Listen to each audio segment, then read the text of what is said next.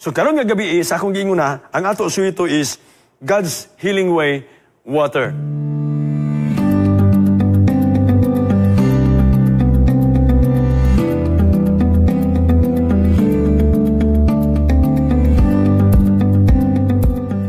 Apan sa dili pa tamo ato sunahan, akong gihangyo ang tanan sa pagdungo sa ilang maulo alang sa pagampo. Magampo kita.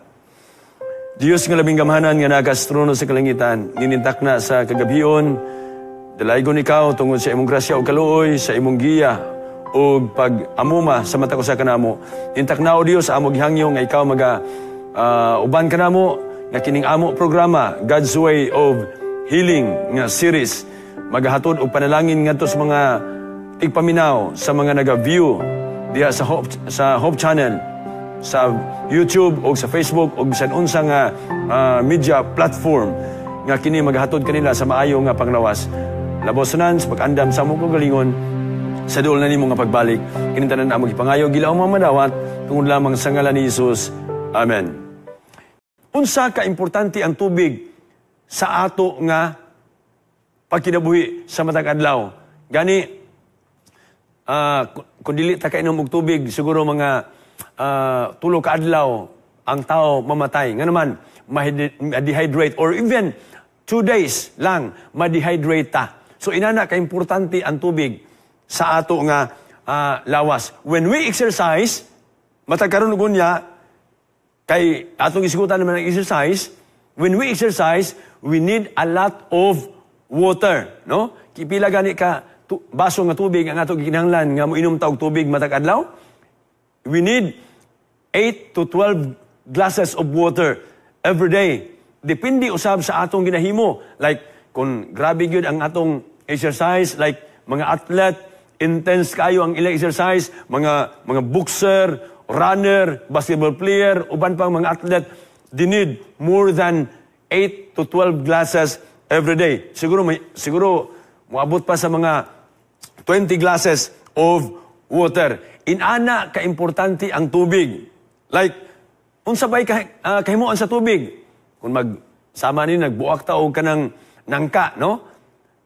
Sa una, magbuak og nangka, magpilit-pilit ang akong kamot sa kanang tagok. Pero someone suggested nga, sayo na day kuno kayo ang dili magpilit ang tagok, magbutang ra og oil sa kamot aron nga ang tagok dili mo pilit. But definitely, mga kapaglaom, it was eventually mahugasan na gyapon nato og tubig aron nga totally ma-erase gyud ang tagok. Inana ka importante gyud ang tubig. So every day we use water to wash things clean. Sa atong balay, maghinlo ta, ato kung gusto nato nga mawala ang abog, magmap ta, and eventually tubig yun ang ato gamiton. Like, kung mag-exercise ta, ang kanabitang when we exercise, kung panington tag-ayo, impurities are released from our bodies, pinaagi kauban sa singot, mawala na siya ang impurities kanang mga hugaw, mga dalikdik, diha sa ato nga lawas. And definitely, matag adlaw, we need to take a shower. Or baka maligo ta, kung watay shower, magbubo ta, kay aron nga mga ang impurities or ang mga singot or ang mga hugaw diha sa atong lawas kanang mawala na siya. Very important gyud na siya as kanang personal hygiene nga maligo gyud ta sa matag karon niya. That is how water important, no? Importante gyud ang tubig, no? So mo na siya. Like kung di po ta katulog, after taking a shower or bath, we can refresh and clean ourselves. The important thing to realize that every water nga ato i-shower, mga kapaglaom, it gives us a good effect, not only outside our body, but inside. Kay nindot kayo ang paminaw, feeling nimo kung makaligo ka. Sulay ko ninyo kanang maamoy ligo-ligo ko sa kasimana. Or even, one day lang, di mo maligo, murag init ang inyong paminaw. But, sa diha nga maligo ka, ang uban, sa nag-eskwela ko sa Unas Mountain View College, abundansya ka ang tubig. Dili lang usa ka higayon ko maligo, dili lang sa buntag.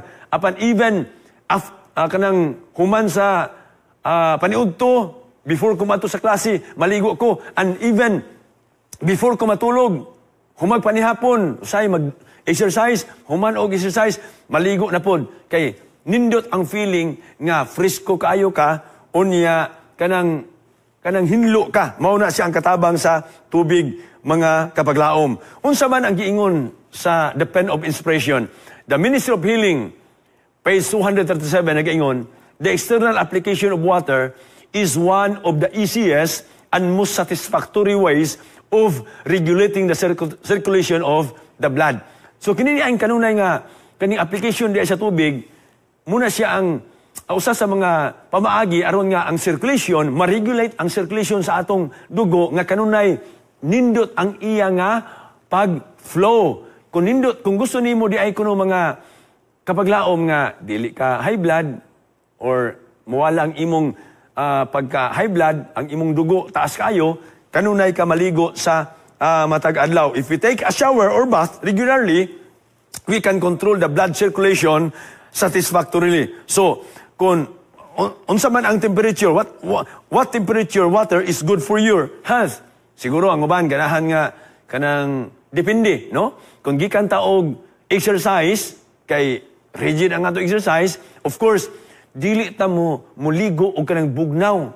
Dili ta maligo og bugnaw kay makadaot man na siya sa tuwa kay kumbaga ang ato nga lawas gikan sa init unya atong gibubuan og tubig. Daw mag-aso-aso na siya kung obserbar bitaw ta kanang magdagan ang mga sakyanan unya ang kanang mga salakyanan nga di pa kaayo mga moderno ang ginagamit kanang mga disc brake, no? Ilang ginabubuan og tubig aron nga dili magbaga-baga. So inana usab kun ang atong lawas gikan sa exercise, intensive kayo nga exercise unya maligo tag bugnaw, madaot gyud ta. So maligo ta kung gikan tag exercise, of course kanang mga lukewarm nga tubig. Kanang medyo siya init aron nga dili madaot ang ato nga lawas. So dito sa Russia, ang magkabataan dito they even take their bath dito sa ice, no? Ganahan sila kaayo. Nakasinati po ko ng nindot kaayo nga maligo ka og bugnaw kaayo kay ma-relieve ang imo nga mga muscle pain, mga muscle spasm, ma-relieve kanang bitang kapoy kaigi pamaulan ka. The best water or tubig nga imo ikaligo panahon nga nagpamaulan ka kana yung pinabugnaw, no? Nindot kay na siya maghulom-hulom, no? So mao na siya ang importante. So water treatments, matud pa the Ministry of Healing, page 237, water treatments are not appreciated as they should be. There are many ways in which water can be applied to relieve pain and check disease. All should become intelligent in its use in simple home treatments. So, depende sa kung yung kaganiha, nga kung depende ang pag-apply nimo unsa nga klase nga tubig. If you need hot water nga i-apply or kanang lukewarm water, panahon nga doon na kay mga bruise, kanang mga hubag-hubag o baka pamaol o baka pwede nimo na siya ma-apply ang hot compress. Or kung kinahanglan nimo nga applyan og bugnaw, pwede. Kay ang kanang paggamit sa bugnaw nga tubig, dili kanunay applicable sa ato nga lawas. Say for example, kung giubo ka, ako many times nga makasinati ko nga ubhon ko. Inan ko sa kong asawa nga kanang mag-heating compress. Kana bitang magbutang og panapton nga mag-andam ka panapton nga duha. Ang usa bugnaw, giimong humol sa bugnaw, ang usa kanang dry. Ang bugnaw, imong ilibot din sa imong liog, then imong ilibutan na po ka ng dry. Imo na siyang overnight nga ibutang. Pagkabuntag, pagtulog nimo, dili ka ubhon, o pagkabuntag, mauga kay i-compress niya ang heat diya sa imo nga lawas. So, it depends upon how to apply or relieve pain o sa pag-check sa mga disease. Mao na sige natawag nga simple home remedy that relieves pain and checks for disease. So, if someone in your family, kung dunay diya sa membro sa imong panimalay, nga giubo ba ka or no, dunay hilanat, nagkanlain na pamaagi nga ato imuon. Si for example, naatay fermentation. Unsa man ang fermentation? Giubo ka, imong applyan og init dinhi sa ibabaw. Of course, init magpabukal kag tubig, imong ihumol, isok ang tuwalya, then imong pugaon, then imong puston sa dry, imo dahil ibutang sa imong dughan. The same gapon nga imong himuon, ibutang nimo dito sa imong likod, that is fermentation. Kanang gilantan, kanang hot foot bath. Siguro ang uban, sinati kayo ana, kanang ginatawag nga, kanang water o hot treatment, hot foot bath, nga ihulom nimo ang imong tiil sa kanang magwanta lang nga init, unya magbukot ka og habol, unya butangan dayo og heating compress kanang pualya nga basa nga kanang bugnaw dinhi sa imong angtang aron ang imong blood pressure dili mo saka. That is hot foot bath, effective sa mga hilanat, no? That is natural healing mga kapaglaom. So do not apply ice to the head, but cool water. But apply hot fermentation to the bowels, stomach, and liver. This will quell the fever much sooner even than cold. Use hot water. In 9 cases out of 10, it will do more successful work than the cold ice would do. So, nagdepende kung unsa ang imong gibati mga kapaglaom, unsaon nimo pag-apply ang init ba or ang bugnaw, kung unsa ang labi nga epektibo. Nining kalibutan na, nganong man nga there are many planets sa kalibutan, mga kabaglaom, in the universe. But scientists have yet to find other life form. Nganong man nga, why there is only life on Earth? Nganong doon na may kinabuhi nining kalibutan na? Tungod kay nga naman, Earth is the only planet nining nga universo has so much water. So kining atong gipuy-an has a lot of so much water. Nining kalibutan nga atong gipuy-an. Mao na nga daghan tao ang mabuhi. Siguro dito sa Mars, dito sa Pluto, dito sa panang Mercury, uban pa Venus, dili kayo daghan og mga tubig. Pero kining kalibutan nga ato ginapuy-an has a lot of water, no? Mao na nga muna gisulti sa balang kasulatan. Genesis chapter 1 verse 2, the earth was without form and void, and darkness was on the face of the deep. And the Spirit of God was hovering over the face of the waters. So, kining ato gipuy-an nga kalibutan, the Spirit of God was hovering over the face of the water. And everything nga ang atong pagkinabuhi ning kalibutan na, we need water. Before God created earth environment, no? Earth was a planet covered with water. So, kung ato lantawon mga kapaglaom, unsa man ang porsyento sa ato lawas, for example, sa ato nga lawas, unsa man nga porsyento ang composition sa ato nga lawas. Nagaingon, water is 70%, ang body nato is 70% water. O sabisan pa sa kalibutan, ang tibuok kalibutan, 70% water na siya. Ang land, kanang bitong land na gyud, kanang yuta, bukid, 30% na siya sa tibuok kalibutan. Kung ato na siyang lantawon po sa atong lawas usab, ang composition nini is 70% water, no? Ang adult is 60% water, ang senior citizen 50% nga water. Mao na ang composition sa ato nga lawas.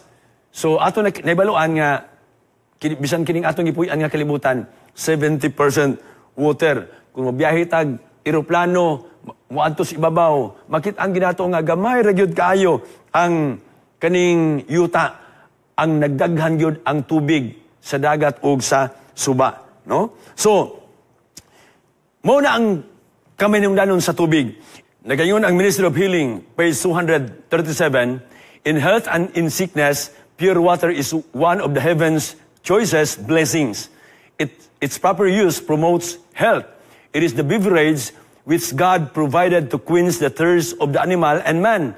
Drunk freely, it helps to supply the necessities of the system and assist nature to resist disease. So ato makitaan mga kapaglaom, inana how important tubig sa ato nga lawas. No? It promotes health. When the will is aroused, it is possible to resist disease. When does our will arouse? Kano saaman mo arouse ang ato nga will when we do gardening, labor, and of hand. So kung mag-exercise ta, kung magtanom ta, naata sa init nga lugar, mainitan ta, kinahanglan tag tubig, we need a lot of water.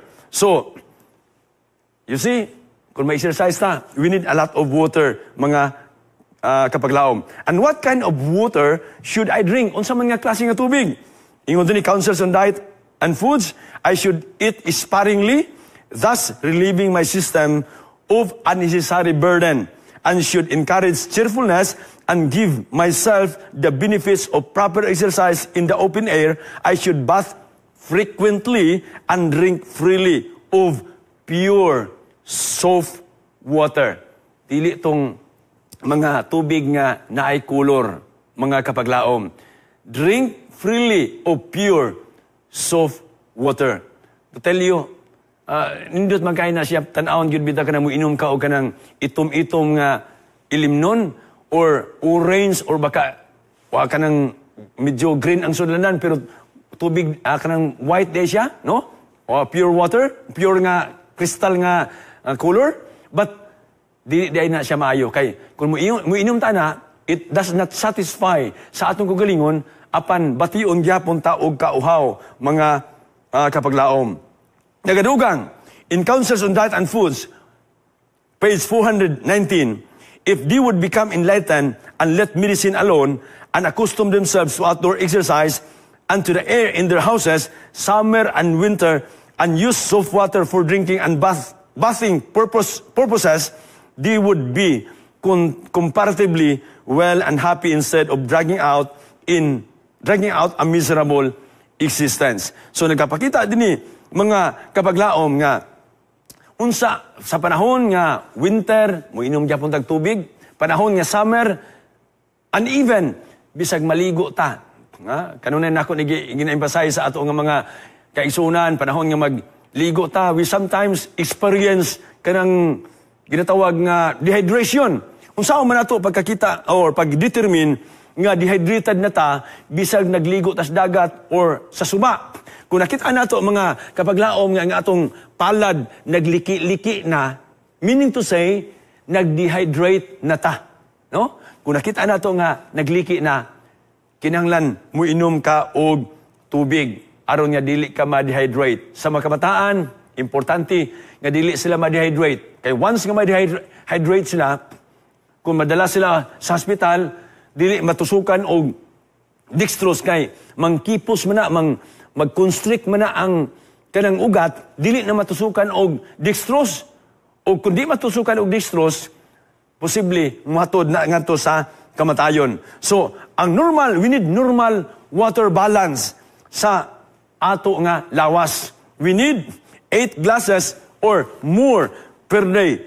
In general, about 2 liters of water is recommended sa matag adlaw. However, since it is common nga, and it depends upon sa tao o sa environment or sa activity nga iyang ginahimo, we need a lot of water, mga kapaglaom. After disposing of one meal or digestive organs need rest, no? At least 5 or 6 hours should intervene between the meals, and most persons who give the plan a trial will find that 2 meals a day are better than 3. Kanina nagapasabot nga there should be at least 5 to 6 hours nga interval, or kanabitang sa dili pa kung atong pamahaw is buntag 7 o'clock, we need to eat another meal another 5 hours. And between niya na, diha ta mo inom og tubig, mga kapaglaom. Regularity in eating should be carefully observed. Nothing should be eaten between meals. No confectionery, nuts, fruits, or food of any kind. Irregularities in eating destroy the healthful tone of the digestive organs to detriment of health and cheerfulness. Bisan di ay sa atong pagkaon, we are instructed nga kanang naagyo tagaan ginatuog sakto nga oras nga gap diin aron nga ma-digest pag-ayo ang ginakaon. Pero ang uban nagakaon, while nagakaon, nagainom usab og tubig. Sakto ba na siya mga kapaglaom? No. It is not good nga inig kana bitang kaon na to, mag-abay po tag tubig. Unya, while eating, muinom po tag tubig. It causes us indigestions. No? So kung gusto ta nga ma-digest ang atong pagkaon nga ginakaon, matagkaroon niya, dili ta mo inom. Kinanglan nga atong tugutan after breakfast or after meal sa atong pagkaon, tugutan nato nga moabot pa og 30 minutes or 45 minutes ay hapat ta mo inom og tubig, no? Or sa di pa ta mo kaon, we need to drink our water 30 or 45 minutes sa dili pa ta mo kaon. So, here's an example sa atong pag-inom. Pag matagi nato, muinom ta og 2 ka baso nga tubig. Kanang baso nato nga 250 ml, no? Mao na ang atong imnon, mao po na ang akong nabatasan. It is my lifestyle, mga kapaglaom, nga inig matagi nako sa buntag, muadto gid ko sa dispenser, muadto ko sa gripo, baka muinom ko og tubig 2 ka baso or 3 ka baso sa akong pagmata. Then tuguti nga mamahaw ka.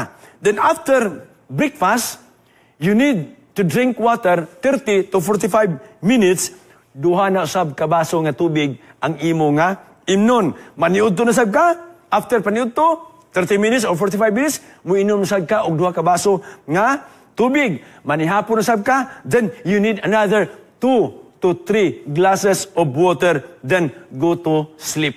Mao na siya ang rotation or step by step nga pag-inom nato sa tubig. Before 30 minutes meal or 1 hour to 2 hours after meal ang ato nga pag-inom, mga kapaglaom. Mahimong epektibo or ang imong pag-inom og tubig dili mahimong kawang apan mahimong healthy sa imo nga lawas. Ang Biblia nagasulti that water of spirit the Bible tells us that water of spiritual meaning as like pure water. Just as the function of water, ang function sa water cleanses and sustains sa ato nga kinabuhi, so does spiritual water. Now, nagaingon ang counsels on diet and foods. Eat fruit with your meals, and the irritation which calls for so much drink will cease to exist. But if anything is needed to quench thirst, pure water drunk some little time before or after the meal is all that nature requires. Muna siya, never take tea, coffee, beer, wine, or any spirituous liquors. Water is the best liquid possible to cleanse the tissues. So, pero usahay, ganahantag inom ani mga kapaglaom, no? Never take or di kita mo inom og tea. Kaya ang tea manggod, mga stimulant na siya. Ilabi na kung tingkatulog na. Ang uban, ganahan kayo og coffee before magtulog. Pero to tell you, kina siya nga mga klase nga mga ilimnon, stimulant na siya. Dili ka makatulog, ana. Kung gusto ka makatulog og sayo, muinom ka og gatas. Dili ang coffee. Kabantay mo nga kung mag-vigil ta, ang ipainom sa tua, sa hintungdan, kana yung coffee. Kaya gusto nila nga, inig, mag-apil ta og vigil, stimulant man ang coffee, magmatag yun hangtod sa buntag, kay magbantay ta sa, or mag-vigil kita, mga kapaglaom. If it's time to eat, and you're thirsty, eat some fruit. No? So kung tingkao na, unya giuhaw ka, mukaon ka o mga prutas. Drink water with that little time before or after a meal. So ang tubig mga kapaglaom, importante sa ato nga lawas. Muinom ta, matag karon niya. Water cleanses our bodies, helps our blood circulation, and quenches our thirst. Mu tagbaw sa ato nga kauhaw. And the Bible introduces us to spiritual water, and its rule is like real water. Kinsa man ang spiritual water? Ang Jeremiah chapter 4, verse 14, nagaingon, O Jerusalem, wash your heart from wickedness, that you may be saved. How long shall evil thoughts lodge within you? Kining atong lawas, atong nauna, mga kapaglaom, is full of wickedness. Ilabi na ang atong kasing-kasing. Usahay na atay kinaiya sa pagka madumtanon. Dugay kaayo ta, makapasaylo sa mga tao nga nakasala nato. Dugay kaayo ta makalimot sa mga tao nga makasala nato. And the Bible says, ato hugasan ang atong kaugalingon sa unsaman. Ang atong kasing-kasing, ang atong wickedness sa tubig espiritual. Espirituhanon, mga ison. How we wash our heart from wickedness. Unsaon man nato nga mahinluan ang ato nga mga pagpakasala, ang ato pagkadautan. Ha? Ato dawaton si Jesus sa ato nga kinabuhi. When Jesus Christ naa sa ato nga kinabuhi, when we decide to accept and follow the word of God sa ato nga kinabuhi, when we are baptized o dawaton nato si Kristo nga mabautismuhan ta, we believe in Jesus, nga siya ang nagabayad sa ato nga mga sala, mga kapaglaom, in our behalf. Then, this is our life together with Jesus. We decide to die for our sin and live a new life as a born-again Christian. Ato dawaton si Kristo because Jesus Christ is the living water. In John chapter 13, verse 14, If I then, your Lord, nagaingon, Jesus Christ, and teacher, have washed your feet, so you also ought to wash one another's feet. In verse 15, For I have given you an example that you should do as I have done to you. Manigugma ko nga mga kapaglaom, Jesus Christ came to this world, not to be served, but to serve. Iyang yugasan ang mga tiil sa iyang mga tinunan. Iyang gipakita a good example ngadto kanila. Nagadugang in John chapter 7, verse 37, On the last day, that great day of the feast, Jesus stood and cried out, saying, If anyone thirsts, let him come to me and drink. Because, kanaman, Jesus is the living water. Jesus is the spiritual water. Verse 38, He who believes in me, siya nga nagatuo kanako, as the scripture has said, out of his heart will flow rivers of living water.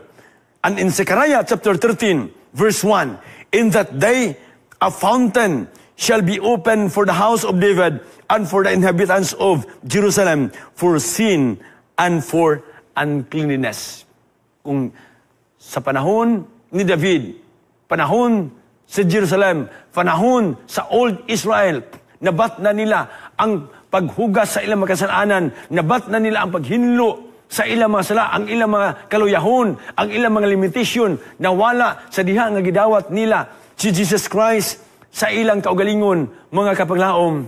In like manner, we, nga kita usab nga mga kasala atubangan sa Ginoo, nga iyang gipakamatyan dito sa Kalbaryo sa krus, mabat na nato ang kanluan sa ato mga sala. Pinaagi sa pagdawat kang Jesus Christ, the living water, mga kaigsunan. In John chapter 4, verse 14, apan bisan kinsa nga magainom sa tubig nga akong igahatag, kaniya dili nagayud pag-auhawon. Why doesn't the water that Jesus gives get thirst, dili na tauhawon, mga kapaglaom? Because the reason is that, kung ato dawaton si Kristo sa ato nga kinabuhi, muhinlo sa ato nga mga kasalanan. Cleanses us sa ato pagkadautan. Quenches our thirst sa pulong sa Ginoo and improves our health. Kung natugyan nato ang atong kagalingon ngadto sa Ginoo, malipayon ta natay peace of mind, mga kapaglaom. Naatay kalinaw sa una-una, naatay kalipay. Pero kung ang atong pagkinabuhi nining kalibutan na, madumtanon ta, masinahon ta, wa tay kalipay, wala tay kanang kalinaw sa una-una. Kung madumtanon ta, inigtulog nato ang atong ginauna, ang ato ragyong silingan nga atong gidumtan, atong isikatao, ang atong isika magbubuhat, ang atong gidumtan. Wala tay kalinaw sa huna-huna. And who can give us that water? Kinsa man ang makahatag kanato niini nga tubig? In John chapter 4, verse 14, but whosoever drinks of the water that I shall give him will never thirst. But the water that I will thirst, but the water that I shall give him will become in him a fountain of water springing up into everlasting life. Dining kalibutan na, kining material nga tubig, uhawon ta. But Jesus Christ offered us streams of living water. Nga kung muduol taniya, kung muadto taniya, kung ato siyang dawaton, mutuo ta, dawaton nato siya, umutugyan ta sa atong kagalingon, dili na ta pag-auhawon mga kapaglaom. Mauni ang gingon ni Jesus Christ. Jesus answered and said, ngadto sa babae nga sa baranhon, whoever drinks of this water will thirst again. But, mga kapaglaom, kung ato dawaton si Kristo, ingon nga living water sa ato kinabuhi, dili na gyud ta uhawon. In 1 Corinthians 10:4, and all drank the same spiritual drink, for they drank of that spiritual rock that followed them, and that rock was Christ. Si Kristo mao ang kanang espirituhanon nga tubig, espirituhanon nga bato that followed them, the rock was Christ. Kung ato dawaton si Kristo sa ato kinabuhi, that spiritual rock was Jesus, and spiritual mineral water comes out from that rock nga mao si Jesus. Karon nga gabi ang Ginoo nag-aghat sa matag usa kanato. We have so many limitations. We have so many sins. We have sinned before God. We have so many kaning kaluyahon sa ato nga kinabuhi. Ato itugyan ang atong kagalingon ngadto sa Ginoo. Kung gusto nato nga mabatnan ang kalipay, kung gusto nato mabatnan ang himsog nga panglawas, kung gusto nato magkabaton og kalipay o kalinaw sa nauna, tuguti nga si Jesus Christ magapuyo sa imong kagalingon og pinaagi na maandam ang atong kagalingon sa dulan niya nga pagpadayag. Magpuyo kita uban kang Jesus Christ dito sa langit hangtod naon niya sa walay katapusan. Ato idungo ato mga ulo alas pagampo, magampo ta. Diyos nga labing gamhanan nga nagastruno sa kalangitan, dinintak na sa gabyon, salamat o Diyos nga ikaw nagatugot ka namo nga makahimo kami nining Healing, God's Way of Healing series. Ginoo, tuguti nga ang mga mensahe nga amo napahat karon nga gabi, mahimong panalangin ngadto sa amo nga mga kaigsunan, nga mga viewers. Sa daghan mga panahon, kami nahilayo diha kanimo.